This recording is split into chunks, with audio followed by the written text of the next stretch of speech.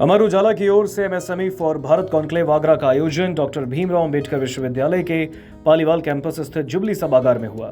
Conclave में मुख्य अतिथि के रूप में केंद्रीय मत्स्य एवं पशुपालन राज्य मंत्री प्रोफेसर एसपी सिंह बघेल उपस्थित रहे, तो वहीं विशिष्ट अतिथि के तौर पर उत्तर प्रदेश लघु उद्योग निगम के अध्यक्ष राकेश गर्ग, फुटवेयर एवं चर्म निर्यात परिषद के अध्यक्ष पूरन डावर मौजूद रहे।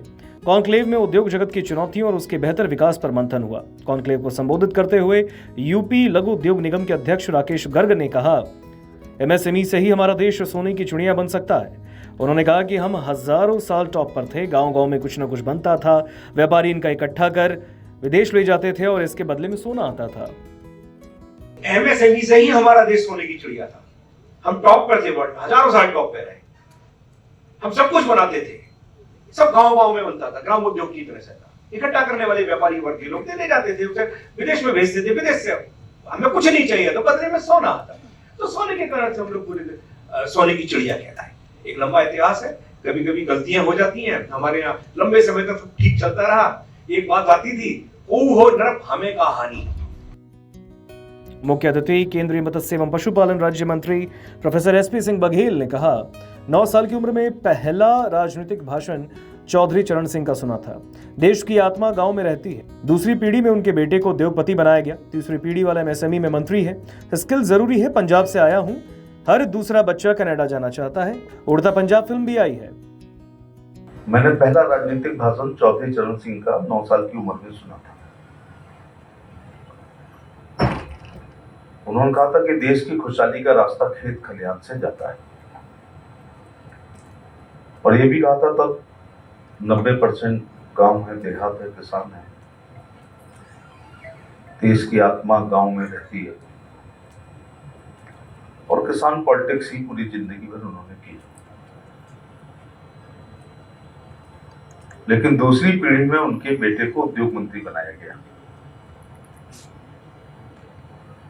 उद्योग मंत्री रहे हैं बड़े चौधरी अजीत सिंह, और तीसरी पीढ़ी वाला उन्हीं के खानदान का एमएसएमई का मंत्री है। स्किल का एमएसएमई से गहरा संबंध है, वरना पंजाब के बच्चों की तरह कनाडा में अनस्किल जॉब ढूंढते रहोगे। मैं पंजाब से आया हूं 2 दिन रह के। हर तीसरा बच्चा कनाडा जाना चाहता है, किसी न किसी रूप में। नहीं जा पाता है तो डिप्रेशन में जाता है, और डिप्रेशन का सीधा संबंध नशे से है, और नशे का संबंध आजकल शराब नहीं रही है, नारकोटिक्स से। फिर जो चले जाते हैं वो परिवार को यहाँ छोड़ जाते हैं। तो उड़ता पंजाब भी फिल्म आई है, और कनाडा के एनआरआई बीबियां जो यहाँ पंजाब में रह रही हैं, उस पर सीरियल्स आए हैं। विशिष्ट अतिथि कुलपति प्रोफेसर आशु रानी ने कहा, भारत की अर्थव्यवस्था बढ़ाने के लिए युवाओं को आगे आना चाहिए। उन्होंने युवाओं से कहा, वो कभी खुद को कमजोर न समझें। करियर के लिए बहुत सारी फील्ड है, वो किसी भी फील्ड को चुन सकते हैं। हमारे बच्चे, जो नए बच्चे जिनको केवल स्टार परफॉर्मर्स को दिखाया जाता है, जिनको केवल एक उद्यम बना और उनकी सक्सेस स्टोरीज बनाई जाती हैं, तो वो जब 2-4 बार फेलियर पर आते हैं तो वो एक हतोत्साहित हो जाते हैं। तो मैं ये कहना चाहूंगी बच्चों, कभी भी कमजोर नहीं होना है और ना ही हमको ये हार माननी है। हाँ, ये जरूरी है कि बहुत सारे फील्ड्स हैं, आप अपनी क्षमता के हिसाब से जिस भी फील्ड में जाना चाहें। अगर आप एडमिनिस्ट्रेटिव फील्ड में जाना चाहते हैं, आप एक पत्रकार बनना चाहते हैं, या आप किसी दूसरे क्षेत्र में एक टीचर बनना चाहते हैं, प्रत्येक क्षेत्र की अपनी उपयोगिता है। लेकिन जितनी नंबर ऑफ वैकेंसीज होती हैं और जितने आपके पास नंबर ऑफ स्टूडेंट्स होते हैं, उनके रेशो में बहुत अंतर होता है। इसमें मौजूद विशिष्ट अतिथि राज्यसभा सांसद नवीन जैन ने कहा, अब देश बदल रहा है। साल 2014 के बाद से देश में संपन्नता की स्थिति बनी, देश और राज्य में कारोबार करने का माहौल बना। उन्होंने कहा कि अब छात्र अपने दिमाग में नौकरी करने वाले नहीं, बल्कि एमएसएमई योजनाओं का लाभ उठाते हुए नौकरी देने वाले बने। ये लेकर लक्ष्य निर्धारित करते हुए आगे बढ़े। कि वो एक जमाना था जब माँ बाप कहा करते थे, लेकिन अब जमाना बदल गया है, भारत बदल रहा है।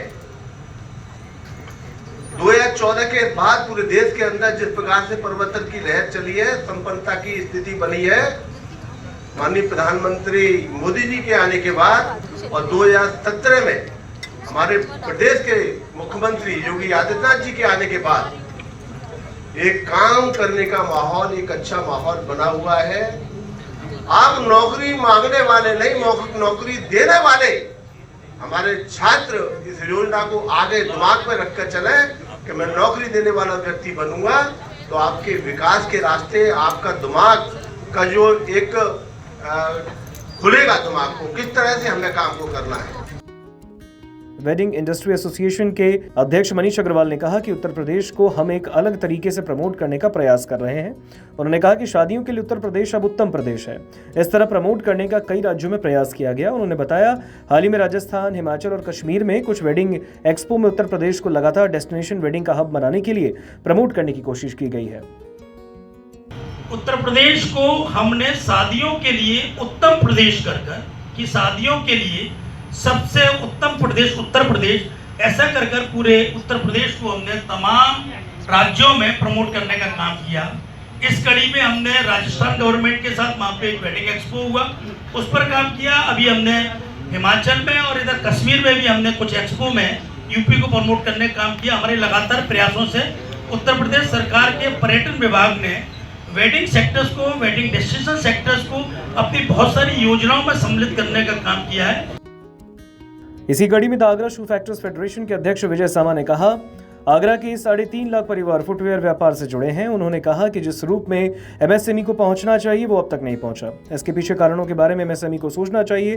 कॉन्क्लेव में अतिथियों ने कहा कि योजनाएं बहुत हैं जिनका कारोबारी लाभ उठा सकते हैं, लेकिन सभी योजनाएं एक ही जगह आकर ठहर जाती हैं और वो है टीटीजेड की पाबंदियां। समय रहते टीटीजेड का हटना जरूरी है जिससे यहाँ इंडस्ट्री को बचाया जा सके। एमएसएमई कॉन्क्लेव का आगरा में आयोजन किया गया। आपको बता दें, इस आयोजन में मंत्री, अधिकारी, विशेषज्ञों ने उद्योगों की चुनौतियों और अवसरों पर मंथन किया। इस कॉन्क्लेव का उद्देश्य रोजगार सृजन और एमएसएमई सेक्टर को बढ़ावा देना है। अगर आप ये वीडियो YouTube पर देख रहे हैं तो हमारे चैनल को सब्सक्राइब कर बेल आइकन दबाएं और Facebook पर देख रहे हैं तो हमारे पेज को लाइक करें।